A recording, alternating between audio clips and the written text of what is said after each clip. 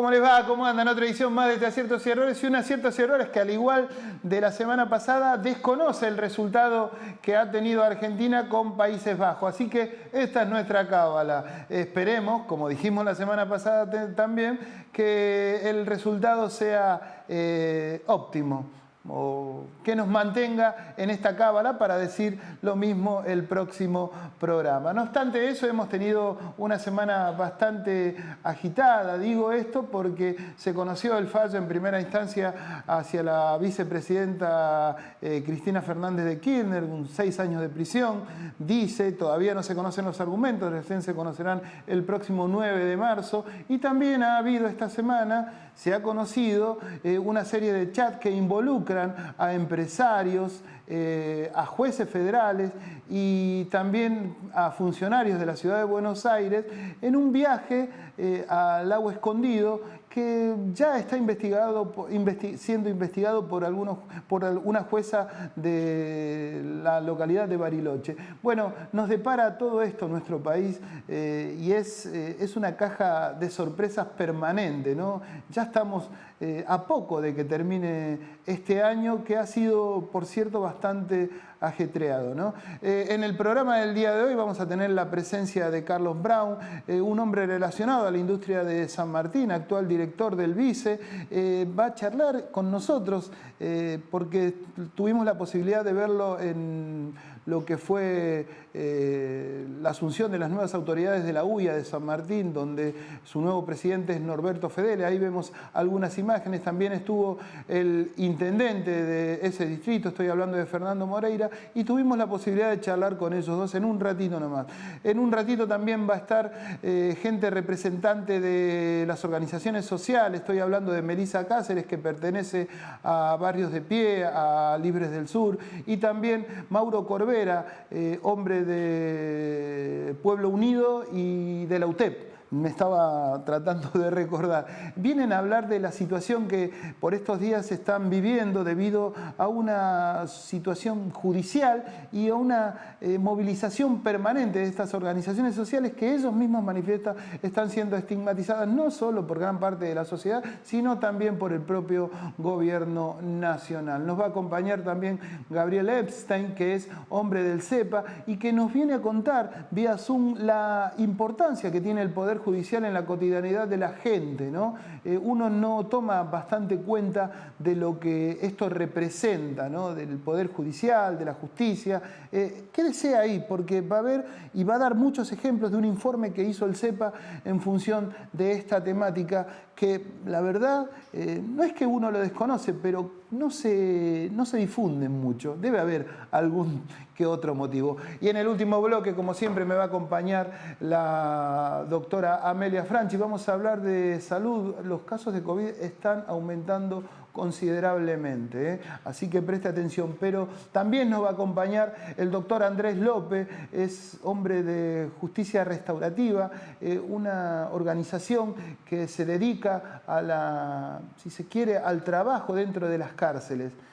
Si hablamos de estigmatización de las organizaciones sociales, no quieran ustedes saber lo que significa las cárceles para gran parte de la sociedad y por sobre todo para la desaveniencia de muchos funcionarios y miembros de la justicia. Todo esto lo va a ver en el Aciertos y Errores del día de hoy. Por lo pronto, como lo dijimos, quédese ahí que viene Carlos Brown con una entrevista cortita y exclusiva que tuvimos con él y también con el propio intendente del distrito de General San Martín. Estoy hablando de Fernando Moreira.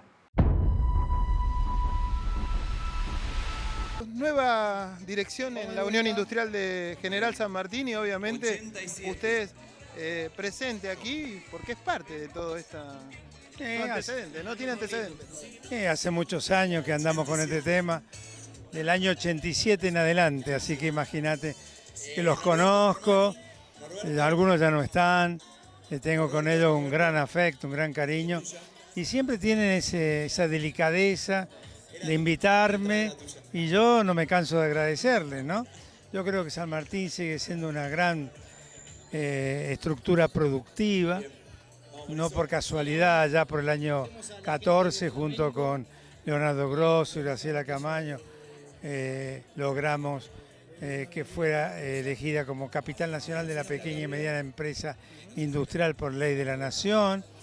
Y bueno, en San Martín sigue, ha habido problemas, dificultades, hay dificultades, pero se sale únicamente a partir del crecimiento, la generación de riqueza y la posibilidad de empleo digno. No hay otra fórmula y en eso nosotros venimos trabajando hace más de 40 años y lo seguiremos haciendo. En mi caso ahora en el Banco Vice, que es un banco argentino de desarrollo y que está direccionado hacia las pymes y trabajando también en todo eso. Nunca tuvo muchas simpatías usted con el kirchnerismo. ¿Ve con buenos ojos este anuncio de la vicepresidenta de no ser candidata el año próximo? No.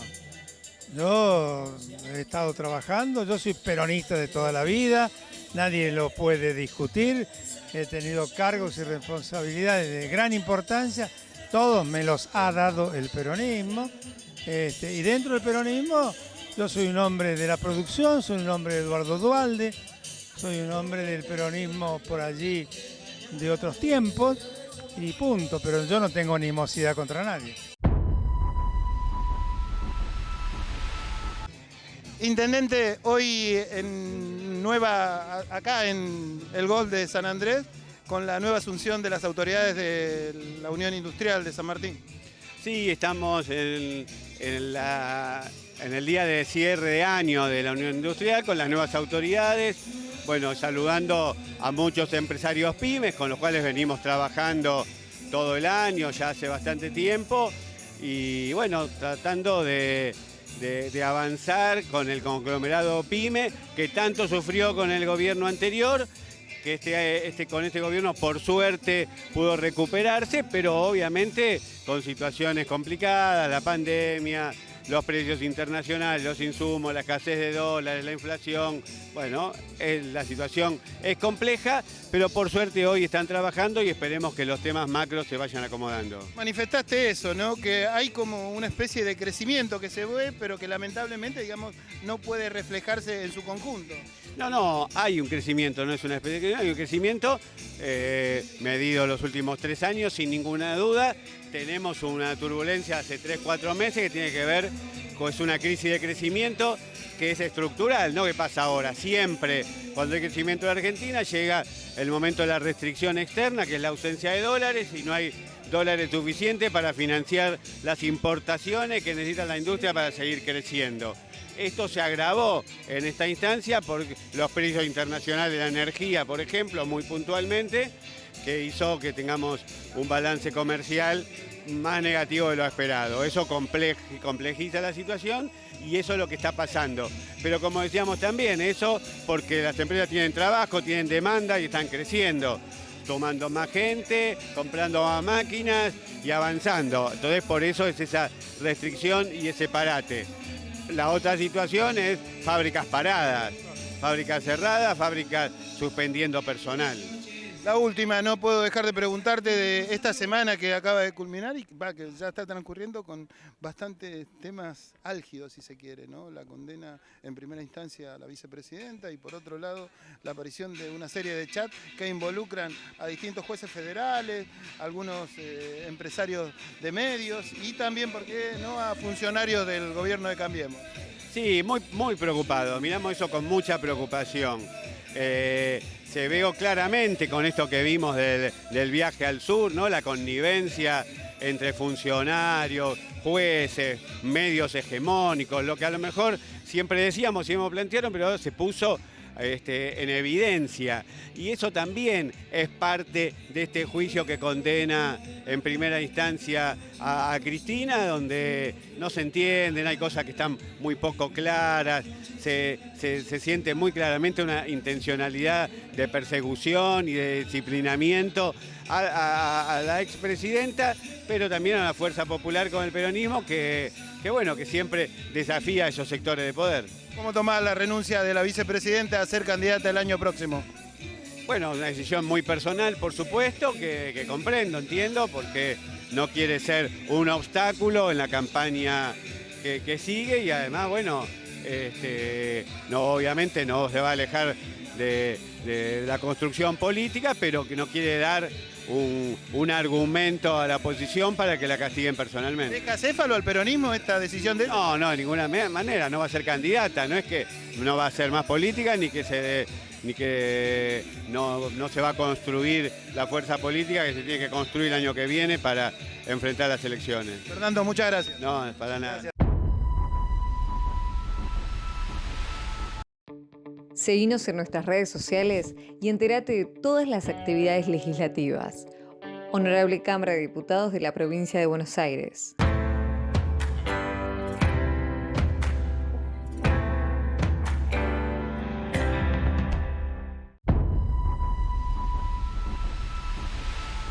Escuchábamos ahí algunas palabras de dirigentes, digamos, que en definitiva muestran un poco lo que fue esta semana, digamos, en donde hubo una situación, si se quiere, judicial que vamos a ir tocando a lo largo del programa desde distintas aristas. Pero por lo pronto también siguen sucediendo algunas cosas en este país que son recurrentes y tiene que ver con las movilizaciones que se dieron también en parte de esta semana, con una situación que tiene como protagonista al Ministerio de Desarrollo Social y a las organizaciones sociales que se han visto, si se quiere, perjudicadas en un punto, no solo por el bajo monto que reciben, sino también por una situación judicial también, ¿no? Pero mejor que lo vayan contando ellos cómo han transitado y cómo se transita, digamos, porque fuera de cámara recién alguien decía, gran parte de la calma que se vive por estos tiempos findeañeros tiene que ver con el trabajo de las organizaciones sociales. Me acompaña a mi derecha Mauro Corbera, de la UTEP, de Pueblo Unido, y a mi izquierda Melissa Cáceres, que es de Barrios de Pie, de Libre del Sur, ¿no? Libre del Sur, lo dije bien, por las dudas. Así que, nada, cuéntenos ustedes, en definitiva, cómo están transitando estos días. Bueno, muchas gracias por la invitación. Y bueno, venimos hace unos meses con bastantes dificultades en la relación con el Ministerio de Desarrollo Social. Hay una estigmatización sobre los beneficiarios del plan social, del potenciar trabajo, que ya viene instalándose en los medios por parte del gobierno, en donde, digamos, los responsables de los males de la economía del país son los beneficiarios de los planes sociales, que es la mayoría de la gente de nuestro país, visto ahora con el último informe del Observatorio de la UCA. Digamos, casi la mitad de la población cobra un plan social y es pobre. Entonces, ante esa situación, nosotros creemos que hay una decisión política de estigmatizar a los planes sociales porque hay un avance en ajustar en ese sector. Digamos, en vez de ajustar a lo que más tienen y a pararse, digamos, con otra postura política frente a las empresas, a los formadores de precios o al poder, lo hacen con las mayorías populares. Y eso se demostró hace unos días con la suspensión del pago. Digamos, hay gente la gente que cobra potencial trabajo vive el día a día. ¿No? Obviamente con eso solo no le alcanza, también hacen changas, pero eso les garantiza un colchoncito de seguridad para pagar deudas, para pagar alquileres, cuentas, y eso no estuvo. Y ante esa suspensión, la movilización obviamente es la única herramienta que permite que se pueda destrabar. Y así fue. Estamos a día jueves de 8 de diciembre, digamos, ¿no? Hasta hace 2 días atrás, creo, no habían cobrado muchos beneficiados el potenciar, ¿no? Así es, como decías vos al principio, por una causa de judicialización, la ministra toma la decisión de no emitir el pago hasta que no actúe la justicia y lamentablemente es esto. Nosotros entendemos y somos conscientes de que hay que acatar lo que es la justicia, pero hay que entender que atrás de cada potenciar trabajo que se fue formando, eso es un salario social complementario, hoy llamado potenciar trabajo, vive nuestro compañero, nuestra compañera, como comentaba recién, se paga un alquiler, se vive el día a día. Y hay una judicialización atrás, en parte de esta estigmatización, lo que plantean, que se hablaban de 200.000, 300.000 programas que tendrían algún cruce de información que no eran condicientes con lo que era el programa Potenciar Trabajo. Los cuales se decían que nuestros compañeros con eso compraban dólares, se decían que había compañeros que tenían propiedades, compañeros que estaban muertos. Se hablaron un montón de barbaridades, de los cuales nosotros vemos que esa intervención judicial llegó a este caso a frenar y retrasar el pago estos días. Nada, dentro de lo que es esa judicialización, lo que hay que ver son los números finos, ¿no? Se empezó a hablar de 200.000, 300.000, bueno, hoy aparentemente resuelven de que serían unos 20.000. Y sobre esos 20.000 también hay que ser consciente de lo que realmente pasa eso. Porque un programa de eso no supera los 28.000 pesos. Claro, a eso iba. El monto que reciben es 28.000 pesos. Entonces, ¿qué pasa? Parte de las denuncias es que hay compañeros, compañeras nuestras que dicen que compran $200 utilizando ese monto que hoy por hoy está establecido para la divisa extranjera, que se pueden comprar $200 por mes. Y eso es lo que es la economía popular. Lamentablemente, nuestros compañeros, nuestras compañeras son usadas muchas veces para hacer esas compras. A ver, si vos estás percibiendo 27.000 pesos, no vas a tener la posibilidad de ir a comprar 60.000 pesos en dólares una vez por mes a los bancos. Hay que entender que hay compañeros que lamentablemente con esos 27.000 pesos no llegan a fin de mes y estos rufianes que se aprovechan de la situación económica, que se aprovechan de los grises de la economía, utilizan a nuestros compañeros, le pagan 3.000, 4.500 pesos, 5.000 pesos, que a nuestro compañero, a nuestra compañera, bienvenido sea, son utilizados para esas cuestiones. Entonces lo que nosotros vemos que, obviamente, cuando se cruza la información, son nuestros compañeros, son nuestras compañeras los que ponen el nombre y hacen esas compras, pero tenemos que tiene que haber un poquitito más de profundidad en lo que es esas investigaciones y no se puede frenar toda una situación de todos los programas sociales, de todo lo que es el salario social complementario, de por qué hoy por hoy cae una denuncia. Y entender eso también, que nuestro compañero, eso, y por eso la diferencia también de lo que trato de decir, el potenciar trabajo del salario social complementario.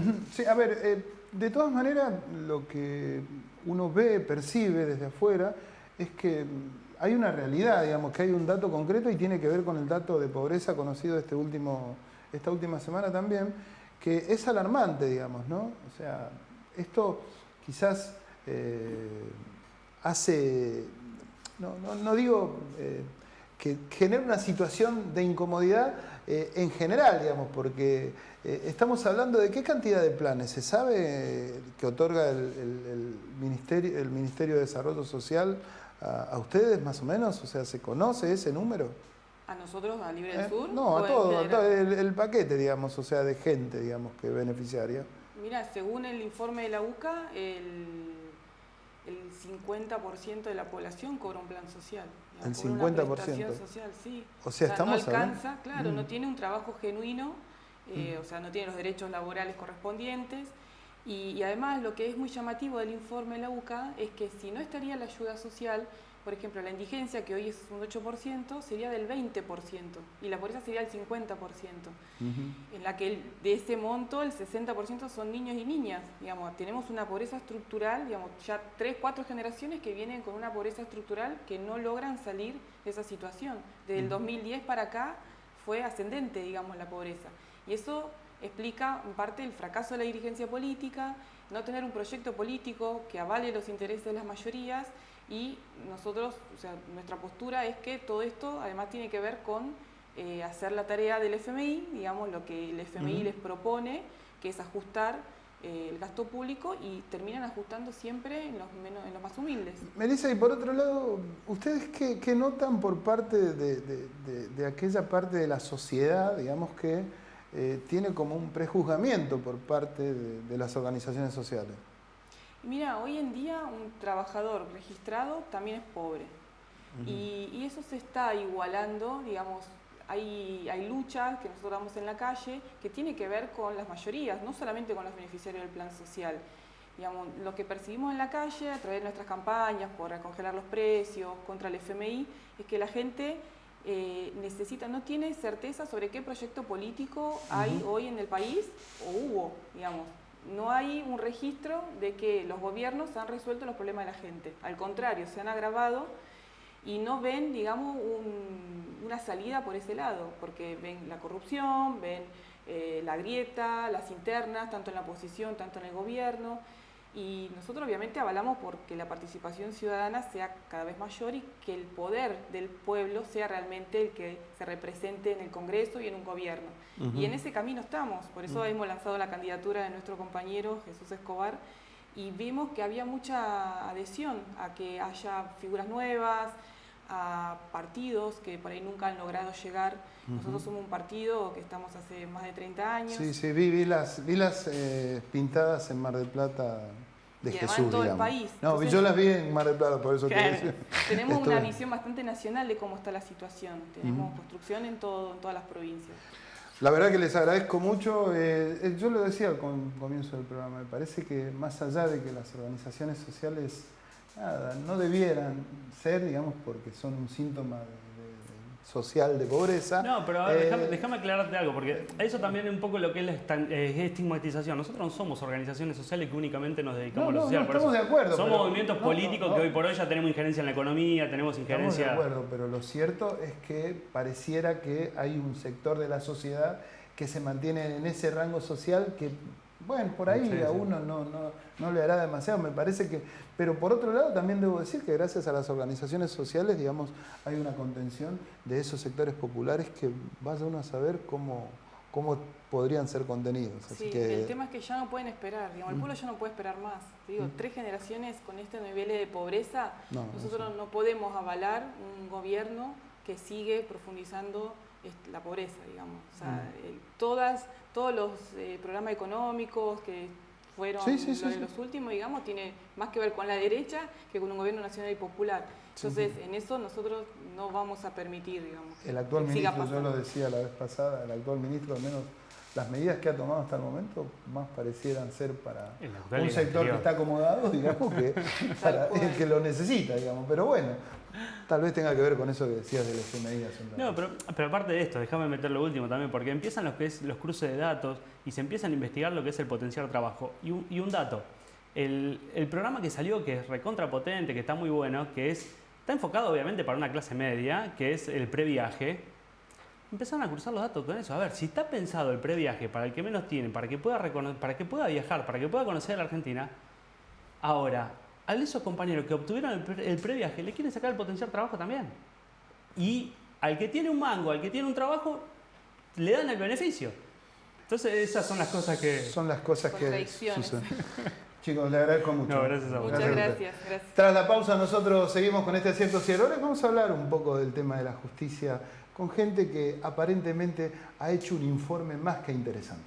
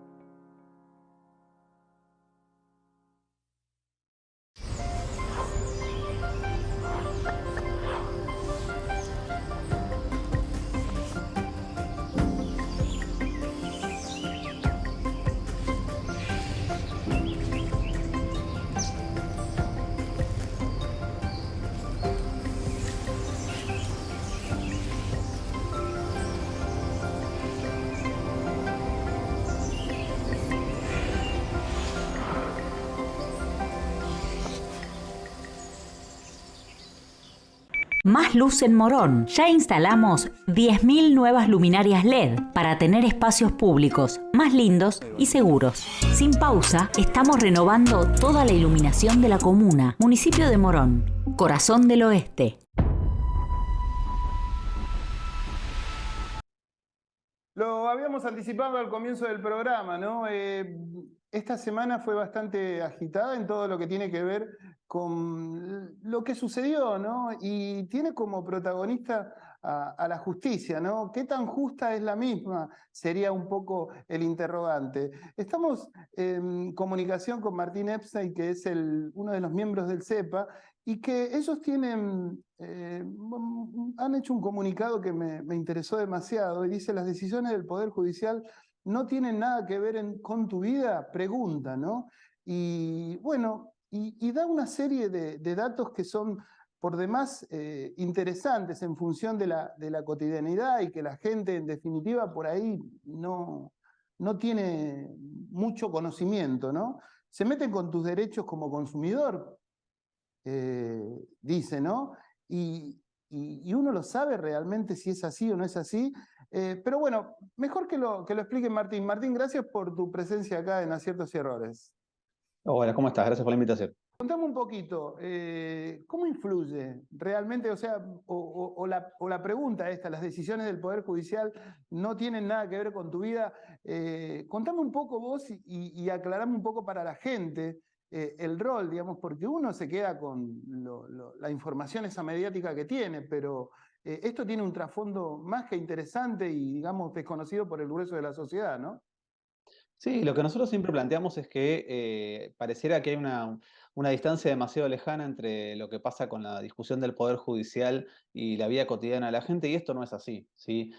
Por eso es que nosotros nos planteamos a partir de 7 ejes mirar qué impacto tienen las decisiones del Poder Judicial sobre la vida corriente, ¿sí? No la discusión grande sobre si el Poder Judicial es corrupto, si hay arreglos o si hay negociados, sino sobre todo pensar en qué impacto tiene en la vida cotidiana decisiones concretas, materiales del poder judicial, sobre todo pensando en cómo nos afecta en la diaria, ¿sí? Efectivamente, uno de los ejes que nosotros encontramos tiene que ver con cómo se meten con los derechos como consumidor, cómo te afectan las decisiones judiciales sobre tu derecho como consumidor. Algunos elementos que encontramos, ¿sí? No todos, sino algunos. En el contexto de la pandemia, el gobierno nacional decidió convertir a Internet en servicio esencial, básicamente porque estábamos todos encerrados y entonces la única manera de sostener un cierto nivel de productividad, recordemos que la producción cayó fuertemente por la decisión de cerrarse frente al COVID, era a partir de tener conexión a Internet. Bueno, la decisión del gobierno es convertir a Internet en servicio esencial. ¿Cuál es la decisión o cómo esto impacta en la vida cotidiana? Porque el Poder Judicial, vía cautelar, pone un freno a esa decisión del Poder Ejecutivo y esto hace que el servicio de Internet siga manejándose bajo las normas del mercado, o sea, pagando más caro.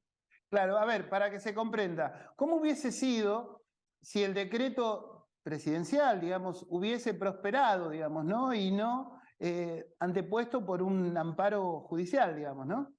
Bueno, si se hubiese sostenido el decreto presidencial, la regulación del precio del servicio de Internet debería pasar necesariamente por la aprobación del Poder Ejecutivo Nacional, cosa Claro. que no termina ocurriendo. Y entonces esto impacta ¿cómo? Y con tarifas más altas, cosa que, insisto, lo podemos ver todos y todas quienes abonamos nuestra tarifa de Internet o de acceso a la comunicación.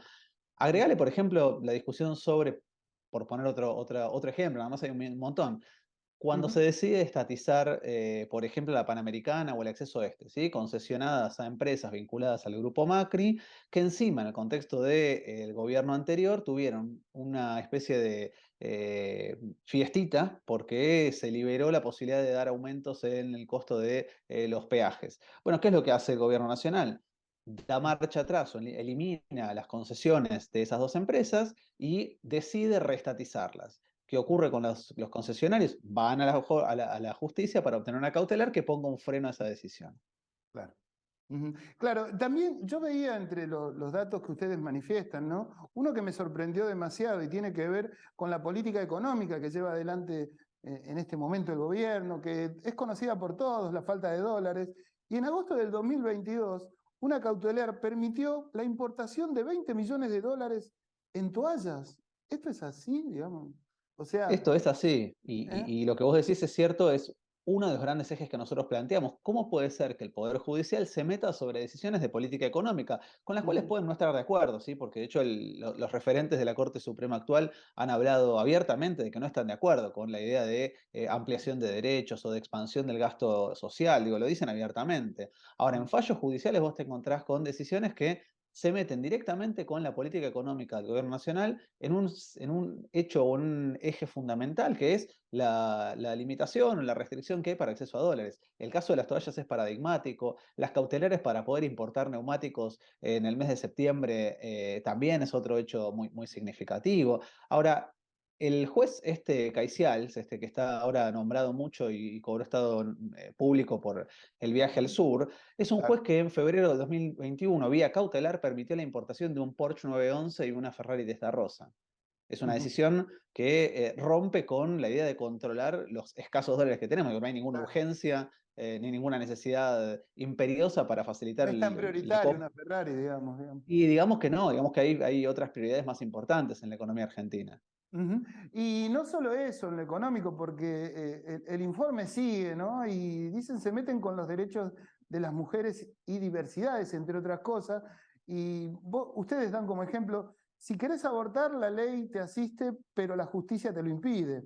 El año pasado, un fallo judicial en San Juan impidió a una mujer practicar un aborto legal por una cautelar presentada por su ex marido, negando el derecho a la interrupción voluntaria del embarazo, ley sancionada en el 2020, digamos, ¿no? Efectivamente, cuando vos rastreas cuál es el rol que juega el Poder Judicial en términos generales respecto a mujeres y diversidades, te encontrás con que todo esto que se dice se confirma en los hechos, ¿sí? Es un Poder Judicial patriarcal y machista que lo que hace es seguir sosteniendo la idea de que las mujeres no tienen derechos que sí tienen, ¿sí? Y la cuestión efectiva del aborto termina siendo, venimos a decir, uno de los ejes centrales, la cantidad de medidas cautelares presentadas a lo largo y ancho del país para impedir tanto interrupciones voluntarias del embarazo como interrupciones legales, ¿sí? Situaciones de niñas que están embarazadas y que tienen derecho legal por encima de la cuestión de la interrupción voluntaria a acceder a un aborto y que son frenadas por la vía cautelar, muestra también una característica propia del Poder Judicial que afecta a la vida de las personas.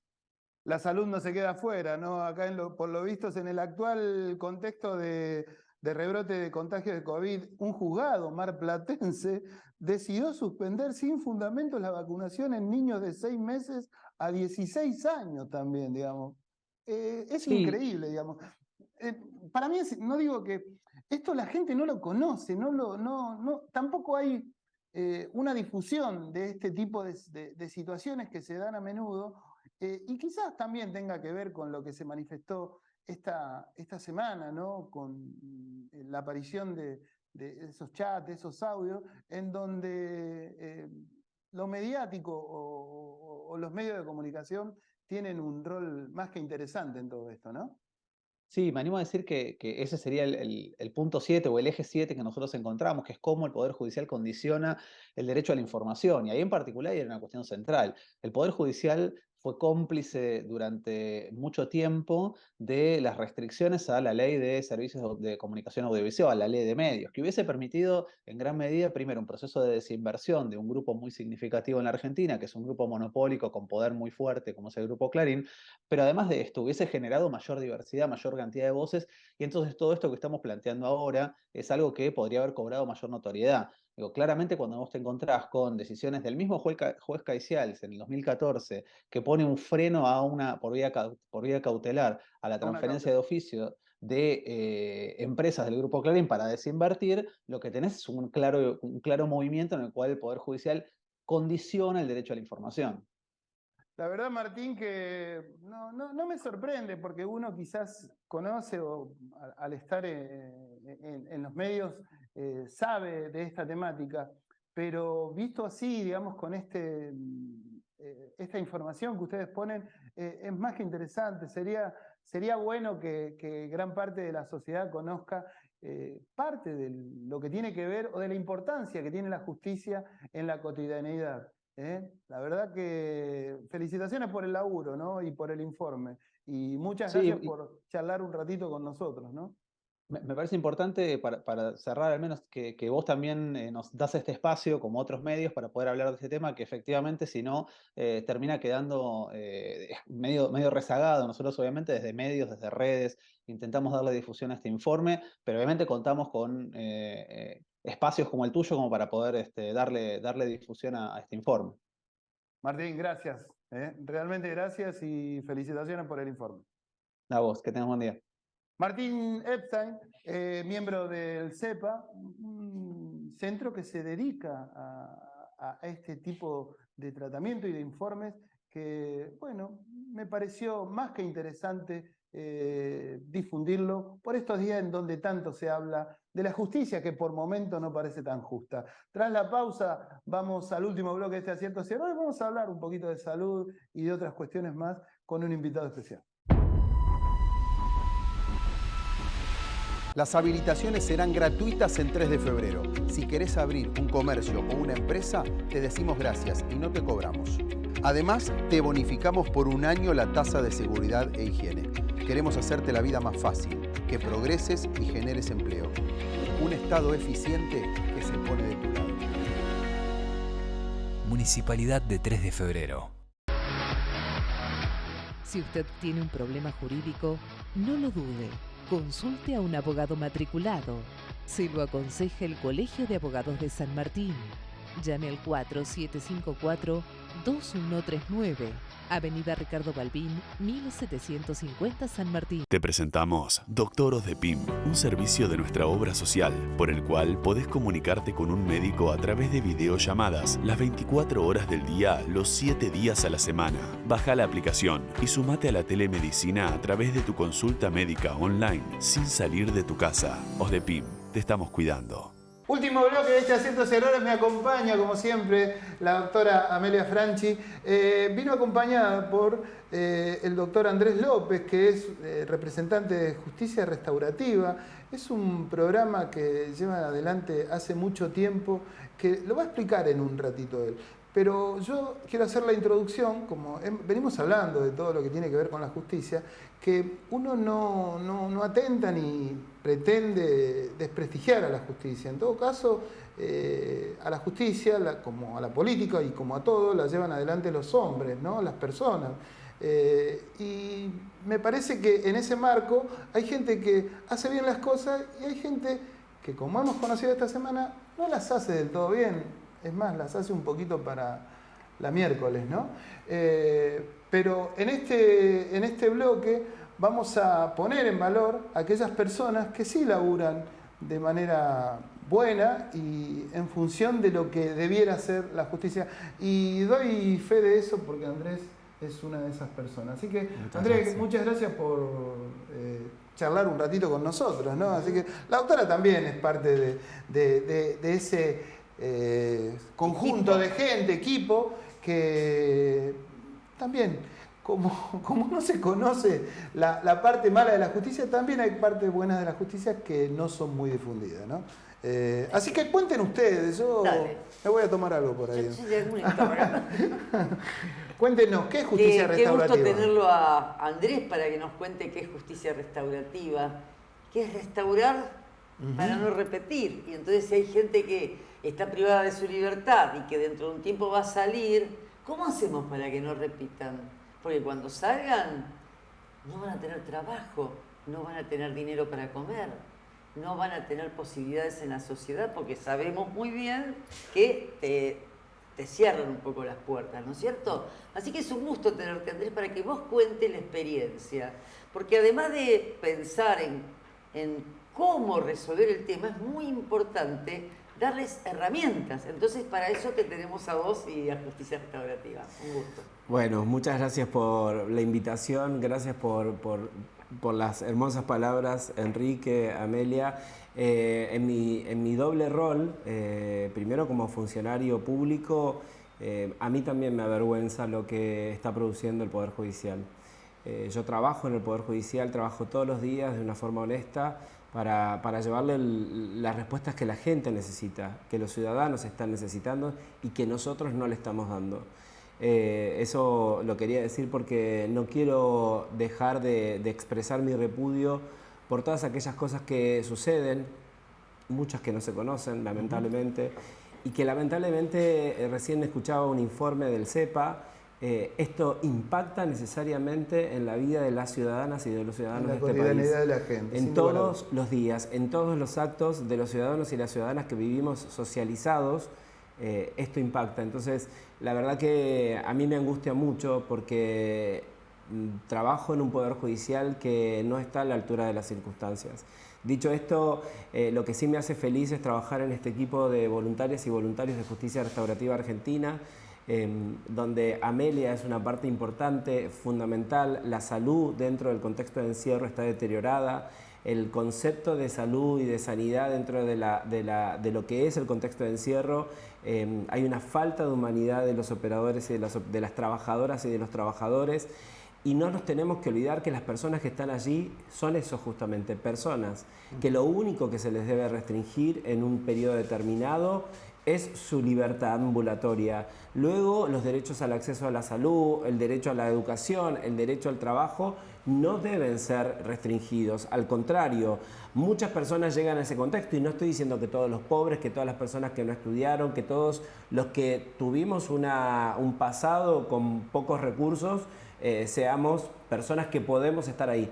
Lo que estoy diciendo es al revés. Todos, incluso aquellos que estudiaron, incluso aquellos que tienen trabajo, incluso aquellos empresarios, aquellos políticos, aquellas políticas, aquellos jueces y juezas. No conozco muchos casos de jueces, juezas, fiscales, defensores que estén privados de su libertad. No, inclusive algunas personas de poder tampoco, digamos, que no tienen esa justicia igualitaria, digamos, ¿no? No tengo ninguna duda que hay dos tipos de justicias, ¿no? La justicia de los pobres, de los que trabajamos todos los días honestamente, y la otra. Y lo digo con justificación esto, ¿no? Yo recorro todos los días los tribunales y sé de qué estoy hablando. Volviendo al tema de justicia restaurativa, a nosotros nos hace muy feliz saber que somos una gota en el océano, pero que esa gota da frutos, que las personas que pasan por nuestros programas son programas que realizamos con mucho amor, sobre todo, y el mejor y el presupuesto más importante que tenemos es el recurso humano, las voluntarias y los voluntarios que se animan a mirar hacia adentro. Hay algo que no se dice, hace un ratito vos decías, hay cosas que no se informan, que no se saben. Tenemos niños y niñas de 0 a 4 años privados de su libertad con sus madres. No estoy diciendo con esto que haya que perdonarles las condenas o hay que conmutarles las condenas a las madres. No, lo que estoy diciendo es que hay niños y niñas privados de su libertad y que el Estado es responsable porque esos niños no reconozcan una luna, no reconozcan las estrellas, dicho por sus maestras jardineras. No nos podemos permitir eso. Entonces, desde Justicia Restaurativa, dependiendo de la población que tiene cada cárcel, cada unidad carcelaria de la provincia, intentamos llevar adelante programas. Por ejemplo, en unos días nos vamos a Zulia, Mar del Plata, las unidades de esas localidades, donde gracias a la alianza que generamos con Fundación Avon, con la ALSEC, la Liga Argentina de Lucha contra el Cáncer, hemos hecho 160 mamografías. Eso debería hacerlo el Estado. Bueno, yo creo que esto...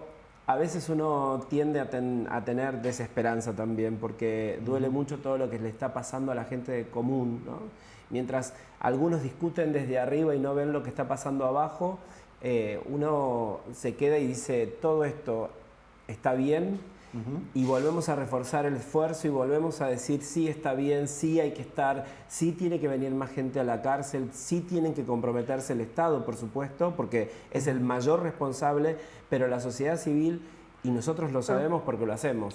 ¿Y qué la sociedad civil, cómo influye en todo esto? Porque uno que camina a la calle, que anda, es como que también margina mucho, más allá, digamos, de nadie quiere que, no sé, un delincuente le haga algo, por decir, o que se apropie de cosas, o un montón de cuestiones. Pero hay una mirada, yo no sé bien cómo explicarla, pero que la sociedad tiene como de desprecio. De desprecio, tal cual, ¿no es cierto? Vos sabés que yo me preguntaba, hay muchos chicos de como dice él, de 0 a 4 años, con sus mamás en un lugar donde no están en casas, no están en un lugar con su baño, con su cocina, donde su mamá o su papá o su familia cocina. Están dentro de un sector que es una cárcel y tienen un lugar amplio que es donde tienen todos los lugares, es todo igual.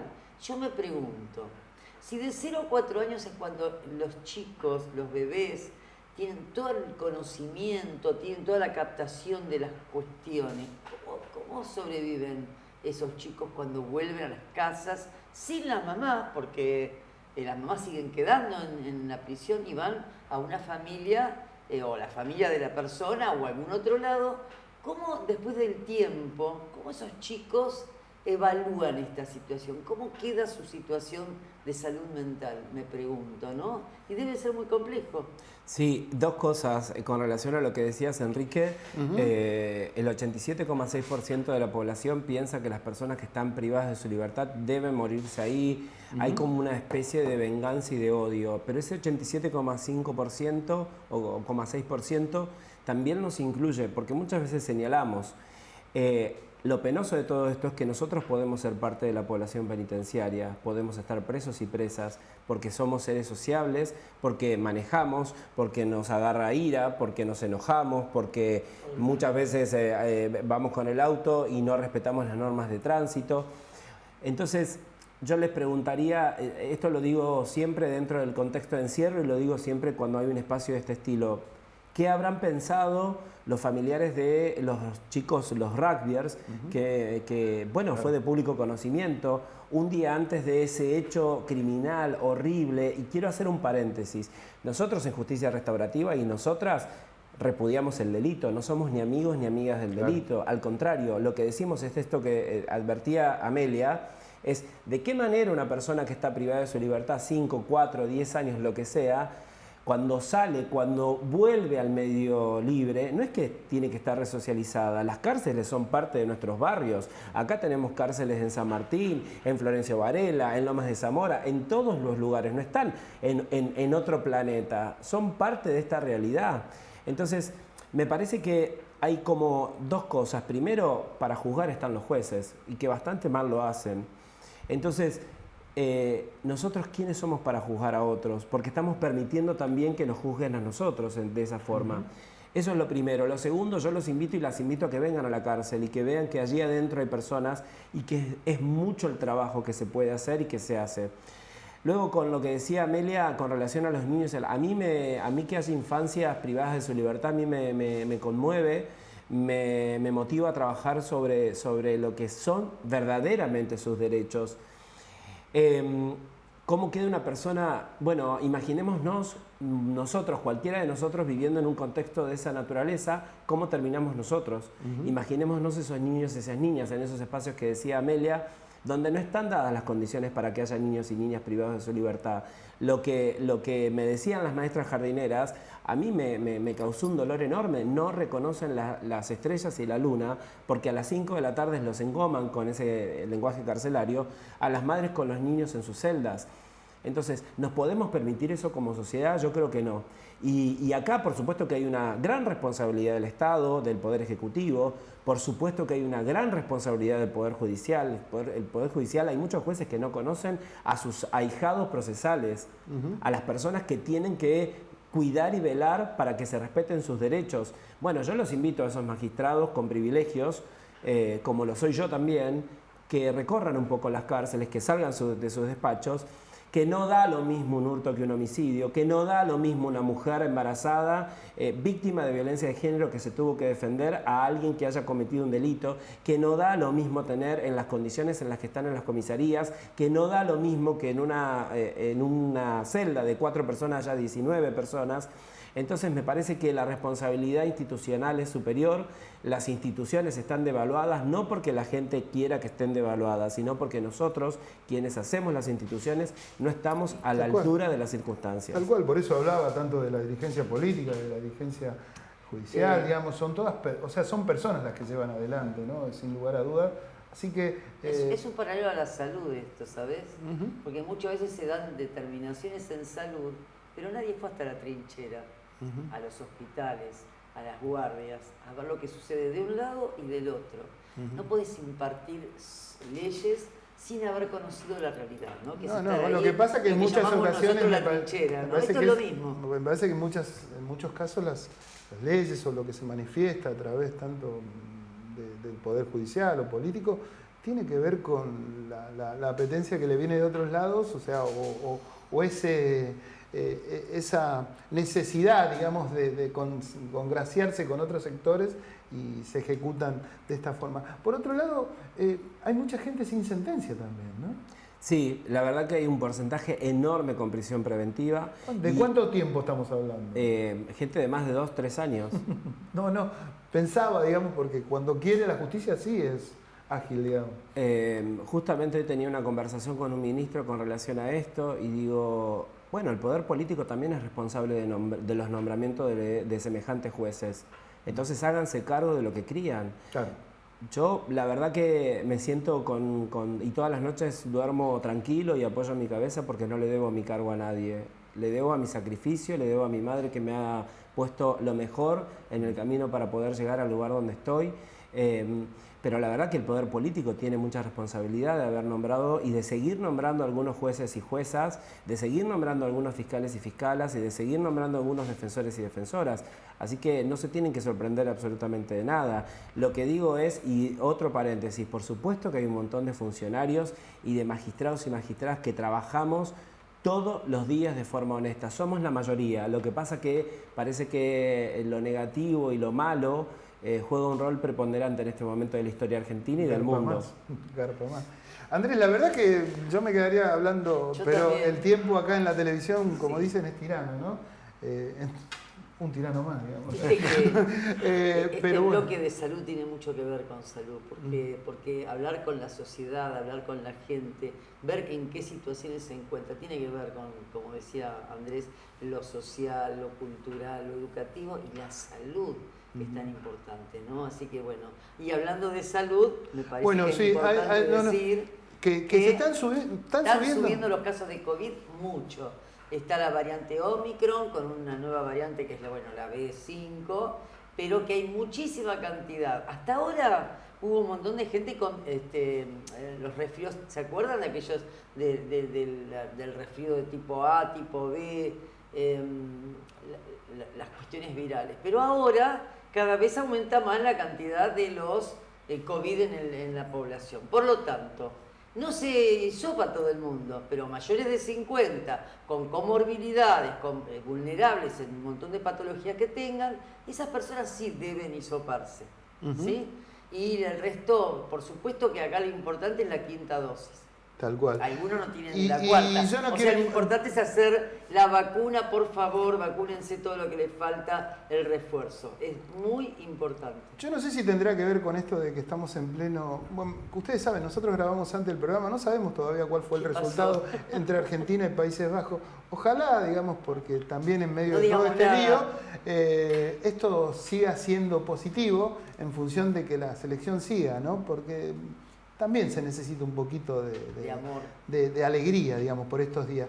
Pero también no quiero dejar de lado que me parece que están subiendo bastante los casos de COVID y mucho no se está informando por aquellos organismos oficiales en donde vaya uno a saber, por ahí tenga que ver con esta situación del Mundial, por esta situación de la situación judicial que hemos tenido todos estos días. Pero bueno, la salud me parece, claro, fin de semana largo, digamos.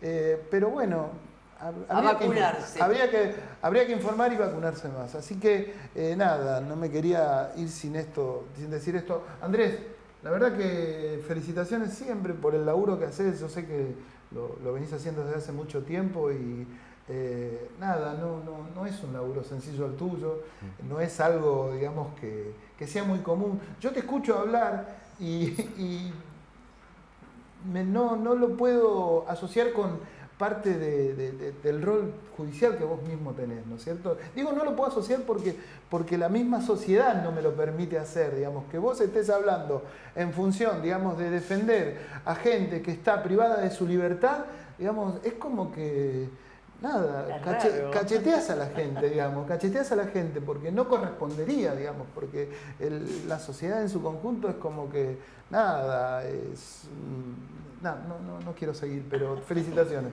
Yo les agradezco mucho, te invito, Enrique, Amelia ya es parte del contexto de encierro, te invito a que vengas un día, que vayamos juntos.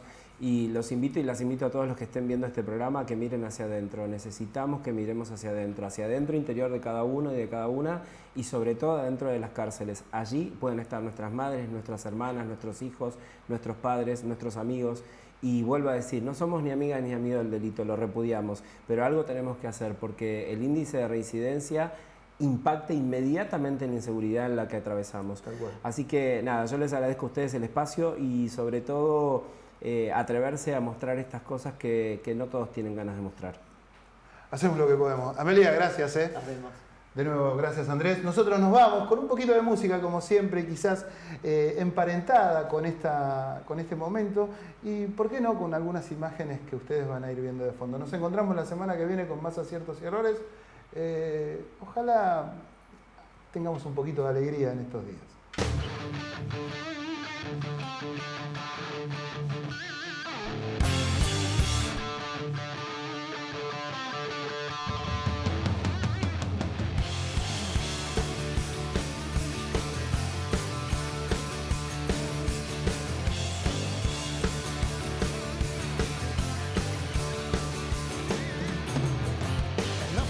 Del trabajo, llegando el año nuevo, todos se pelean por ese maldito ascenso.